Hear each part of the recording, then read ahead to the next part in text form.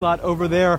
Now, just like Guillermo Rigodó, the boxer, there are so many others who have defected throughout the years, so many others who left in the 50s and 60s and subsequent decades up to currently just weeks ago, people who have arrived here in Miami. And these are exiles who say that this latest move by President Obama is, and I'm using their words, him being a traitor. You also hear the word coward from some of these Cuban exiles, but not everybody sees it the same way. You definitely see a difference when you talk about the different demographics. The older Cuban exiles, very much the hard-line right, thinking that way, but the younger generations, the descendants of these Cuban exiles, a little more open to these changes. Let's listen in here to what some of them told me just a little bit ago.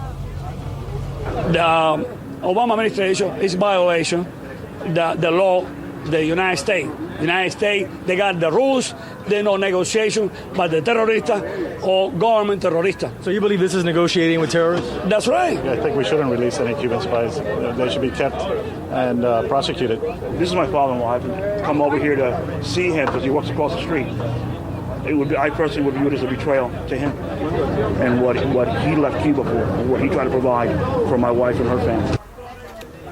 So just like that gentleman's story, so many people here have stories like that to share, personal stories of why they had to leave Cuba and why they came to this country, and that is why they see this as a betrayal by the United States and currently now the Obama administration. But just like you heard that, there are other people who say that this is a good thing, that the embargo and the restrictions between the U.S. and Cuba have not worked, and now it's time for a change. The reactions here, of course, are very varied, and we'll continue to gather those for you. Historic developments. 7's Jeff Lennox is also in Little Havana with that part of the story. Hi, Jeff. Hey, ladies, that's right. Some politicians earlier today getting new details about the release of Alan Gross at this event here behind me at the Latin Chamber of Commerce, this holiday food handout event. We talked to former Florida Governor Jeb Bush. We also talked to Miami-Dade Mayor Carlos Jimenez, and here's their take on this big news. As American prisoner Alan Gross arrives back on U.S. soil, politicians getting word of the release, speaking out about this defining moment. Is Gross's release sign that Cuba's changing? No, I don't think so. Former Florida Governor Jeb Bush, a day after his announcement to explore a potential run for the White House, appearing less than optimistic on what this might mean for future relations. The fact that he was put in prison is pretty much a validation of what the Cuban policy's been. It's a spy state.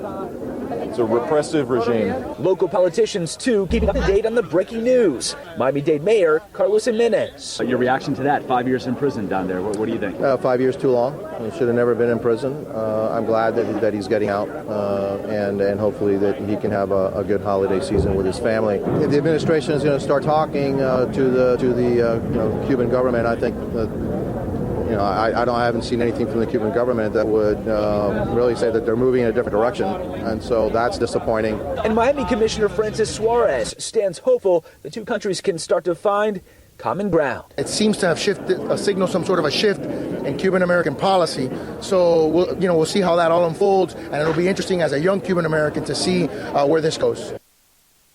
Okay, and taking you to Washington right now, this statement from Republican Congressman Diaz-Balart, it reads, and I quote, Alan Gross should never have spent one day in prison, and we are glad that he will finally be reunited with his family. However, the way that his release was achieved is outrageous, and that once again, President Obama is the appeaser-in-chief who is going to provide unprecedented concessions to a brutal dictatorship that opposes U.S. interests at every opportunity, end quote. And Diaz-Balart referring to those 3 Cuban spies that were released confirmed by the Obama administration. Now, this is still a fluid story. We're getting a number of statements from Washington and also South Florida. I'll have much more coming up later tonight. We're live in Miami's Little Havana. Jeff Lennox, 7 News.